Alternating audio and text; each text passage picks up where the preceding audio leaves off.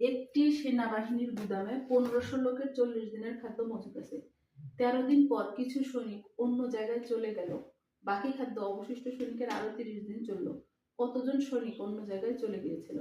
তো এটা আমরা যেভাবে করবো, শুরু করবো, অঙ্কটা বড়, আমরা শুরু করবো 40 দিনের যে খাবার ছিল সেখান থেকে 13 দিন পরে ঘটনাটা ঘটলো। তাহলে 13 দিন পরে খাবার বাকি আছে 13, 40 বিয়োগ 13 সমান 27 দিনের। তো 27 দিনের খাবার আছে 1500 জন সৈন্যের। তাহলে একদিনের খাবার আছে, ওই খাবারটা একদিন যদি খায় কতজন লোক খাইতে পারবে? 1500 গুণন 27, এতজন শূন্য একদিনে খাইতে পারবে। তাহলে 30 দিনের খাবার আছে 1500 গুণন 27 ভাগ হলো 30। তাহলে এটাকে কাটাকাটি করলে এই শূন্য শূন্য কাটাকাটি যায়, 3 দিয়ে কাটলে হচ্ছে 50, 50 গুণন 27 সমান হচ্ছে 1350। অর্থাৎ ওই খাবারটা 1350 জন শূন্য কিন্তু খেয়েছে, অর্থাৎ 30 দিন চললো। তাহলে অন্যত্র শূন্য চলে গেছে কতজন? আগে ছিল 1500, বিয়োগ হলে 1350, তার মানে 150 জন সৈন্য অন্যত্র চলে গেছে। একটি সেনাবাহিনীর গুদামে 1500 লোকের 40 দিনের খাদ্য মজুত আছে।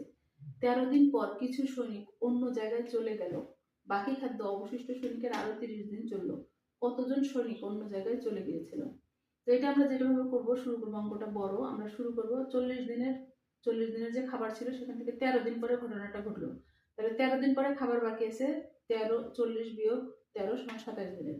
তো 27 দিনের খাবার আছে 1500 জন সৈন্যের। তাহলে একদিনের খাবার আছে, ওই খাবারটা একদিন যদি খায় কতজন লোক খাইতে পারবে? 1500 গুণন 27, এতজন শূন্য একদিনে খাইতে পারবে। তাহলে 30 দিনের খাবার আছে 1500 গুণন 27 ভাগ হলো 30।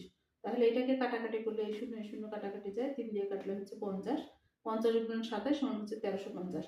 অর্থাৎ ওই খাবারটা 1350 জন শূন্য কিন্তু খেয়েছে, অর্থাৎ 30 দিন চললো। তাহলে অন্যত্র শূন্য চলে গেছে কতজন?